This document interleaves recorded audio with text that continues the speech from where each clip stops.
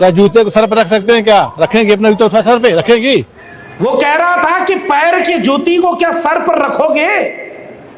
और वो लड़की चुपचाप हैरान की, सर आप क्या बोल रहे हैं, आप क्या हैं? तो कहा हम टीचर हैं, शिक्षक हैं। जो जिस कैटेगरी, जिस लेवल का, जिस स्तर का है उसी स्तर रहने दीजिए, उसको बदल नहीं पाएंगे, क्योंकि जब भगवान ने नहीं बराबर कर पाया तो हम लोग क्या कर पाएंगे। तो वो पूछती भी है कि ऐसी शिक्षा देते हैं आप? तो कहा हाँ, गलत थोड़ा ही है। जब भगवान ने पांचों उंगली बराबर नहीं बनाया तो पैर वाले को पैर के लिए ही बनाया है, उसको माथे पर नहीं रखा जाता। फरवरी 2026 की वीडियो है, ये पुरानी नहीं है। इसका मतलब क्या है कि आज कुछ लोगों को यह गुमान है कि अगर यह भारत का समाज एक शरीर की तरह है तो वो उसके मस्तक पर बैठे हैं और कुछ लोग पैरों में पड़े हुए हैं।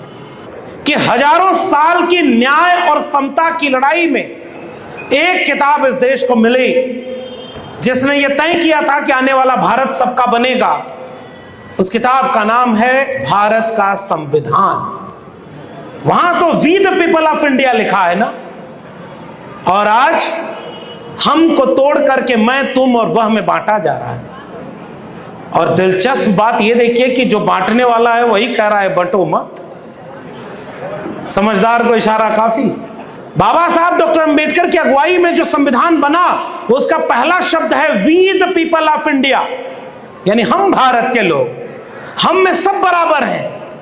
न कोई बड़ा, न कोई छोटा, न कोई जात ऊंची, न कोई नीची, न कोई अमीर को एक वोट ज्यादा, न गरीब को वोटर कम, सब बराबर। और ऐसे संविधान को खतरा जिस दौर में आ जाए उस दौर में हमें आपको नौकरी बचाने के लिए नहीं, उस संविधान को बचाने के लिए लड़ना चाहिए जिसने नौकरियां दी हैं और जिसने सत्ता, संसाधन और सम्मान दिया है।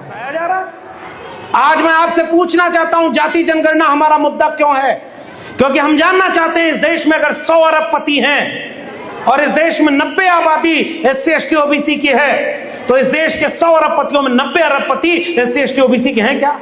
अरे 90 छोड़िए, 9 भी नहीं, और 9 छोड़िए, 1 भी नहीं है। ये सवाल जिस दिन कोई पूछ देगा उनका धर्म का तंबू खतरे में आ जाता है। वो प्रोफेसर नहीं है, वो वाइस चांसलर नहीं है, वो PDA जिसे आज उत्तर प्रदेश में सबसे लोकप्रिय शब्द कहा जाता है, पिछड़े, दलित, अल्पसंख्यक आदि आबादी, वो PDA 90% है कहां? जिस देश में राज्य की जिम्मेदारी थी शिक्षा देना, निःशुल्क शिक्षा देना, आपके गांव के पास में स्कूल खोला गया, गरीबों के बच्चे भी स्कूल जाएं, गरीबों के बच्चे भी अच्छे शिक्षा पाएं, गरीबों के बच्चे भी DMSP बनने का सपना देखें, गरीबों के बच्चे भी देश चलाने के लिए